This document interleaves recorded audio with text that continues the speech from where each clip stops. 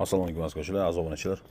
Captiva 2.4 polni sensor dachiklarini hammasini yuvamiz kerak. Katalizator kimdir olib tashlab turib qo'ygan ekan. Ularga katalizator ham qo'yib beramiz.